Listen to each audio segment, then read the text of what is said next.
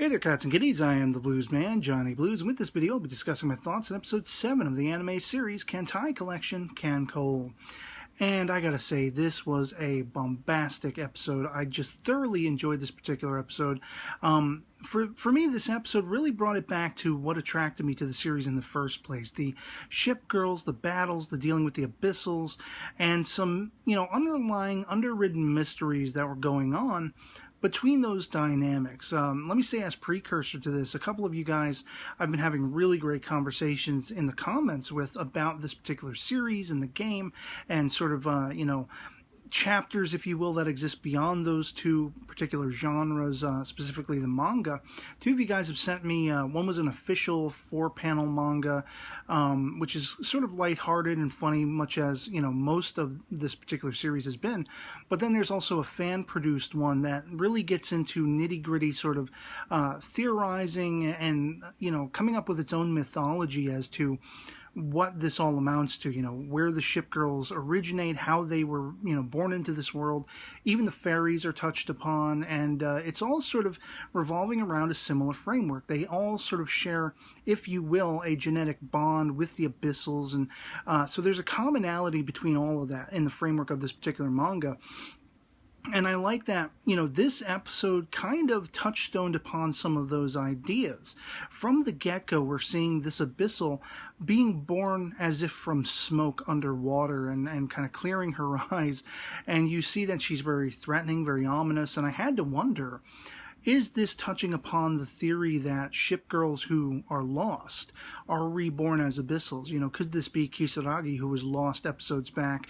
And, we had that sort of absurdist wackiness that followed the loss of that character, which then Fubuki and Mitsuki had to kind of resign themselves to the fact that she was gone forever and all that stuff. But is this perhaps hinting at that idea that these abyssals are being reborn, or are reborn rather, out of ship girls who have gone down, who have been destroyed, died, that kind of thing? I don't know. It's open for interpretation because we don't really get any answers in this episode along those lines, and that would be one minor fault, I would say, with all the stuff we got that was awesome. But of course, we basically open with Fubuki and Carrier Group 5, or Assault Force 5, whatever you want to call them, in the midst of a battle, an impromptu battle that they didn't see coming. They were attacked by abyssals, and you have this moment that's just really cool where Kaga gets in the way of, a missile that's going to hit Zuikaku. Zuikaku's unprepared. She's about to be destroyed, basically. And Kaga, takes that moment. She realizes, if I act now and if I do it a certain way, I'll take the brunt of the damage, but we will both, not be lost as a result. Neither one of us will be killed. And it's just a very heroic moment that gained me a newfound respect for Kaga. Not that I had a lacking respect for her character, but we haven't seen much of her to really relate to, other than, Fubuki's utilizing the fact that she made that sort of towel paper mache, whatever it is, a bunny or whatever, to the effect of trying to bridge the adversarial gap between Zuikaku and Kaga in the previous episode. And we see that adversarial nature crop up again. That's what they were hinting at with the preview at the end of the last episode. And I was really fearful for this episode of it being a rehash. Now, we did have certain rehash dynamics between those two because of this, but that wasn't the focus of the episode. And that is, we basically see Nagato calling Fubuki down to the Admiralty's office. We don't get to see the Admiral once again, but we do see his shadow sort of going, which is interesting. I don't know exactly why they're not showing the Admiralty, if it's just sort of a tongue-in-cheek way of dealing with it. I've been told that there are many different sort of Admiral personifications and looks and designs and stuff, especially in the fan art, but basically the concern after this is that there are chances the abyssals know the ship girl fleet's codes and can somewhat predict and know what they're going to be doing as far as going on the attack to abyssal strongholds and forces. And this is a very intriguing thing because it plays into that idea. If these are ship girls reborn, well, that would explain maybe how they have that information.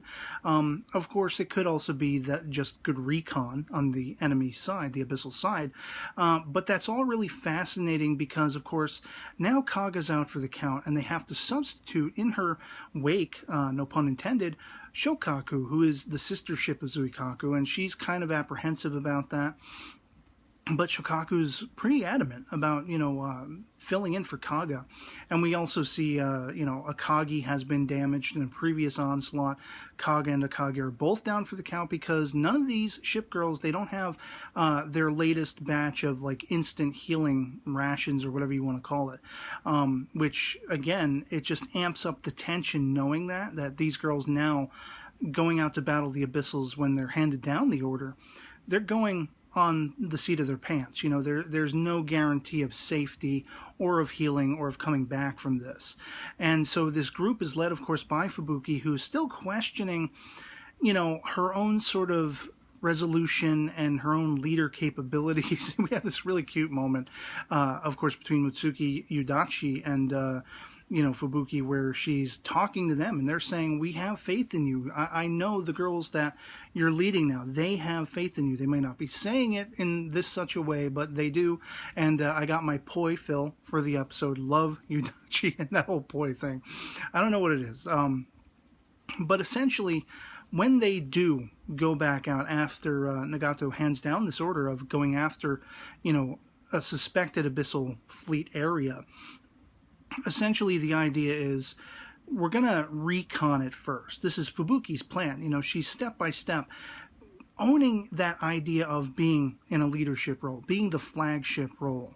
And I really loved and respected her character, especially for the lack of characterization we got in the last episode, which was wholly more befitting of being like a special episode at the end of a series, once a series has wrapped, and not part of the main plot line, all of that stuff. I mean, we barely got any Fubuki in that episode for all the characterization that had built up to that point. It totally comes to fruition in this episode because she is a strategist. She is giving orders. She is giving commands. She is plotting out attacks just to be safe. She orders, essentially recon ferry planes to go ahead and check the area way before they're even supposed to be in that tentative area where the Abyssals are suspected to be. And I just loved her character in this episode. I loved how forthright she was, even though she was still apprehensive and doubtful.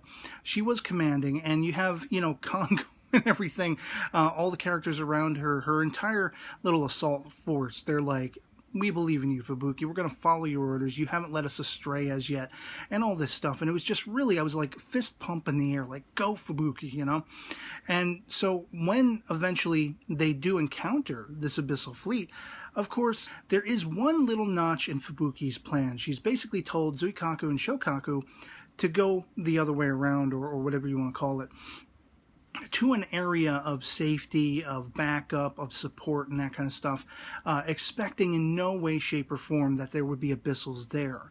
And once the battle has culminated with Fubuki's little spin-off group, she starts to realize, just as it coincides with Shokaku and Zuikaku coming under attack from abyssals, and most conveniently this newborn abyssal we saw at the start of the episode, she's like predictive of the plan, and it seems like she has an idea of how the ship girls are going to be maneuvering, and it's arguable because we do see them come under attack from sort of the abyssal equivalent of the ferries, the little planes and everything, and missiles.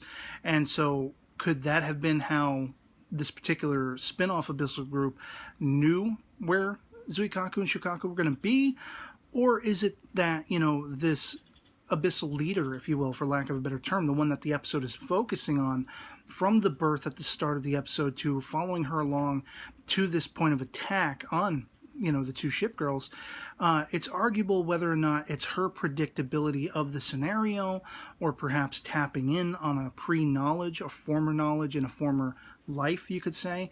But whatever the case is, Fubuki is right in step with the Admiralty's worries. This is one of the chief things that Nagato and the Admiral passed down to Fubuki the idea that these abyssals may know our codes. They may have a sense of what we're about, what we're doing, how we're going to be maneuvering against them, and all this kind of stuff, and they could gain the upper hand. So Fubuki, running this back over her mind after they defeated their little portion of abyssals, she realizes, oh wait, this was a bait and switch. Something's going on here. This, was a little too easy.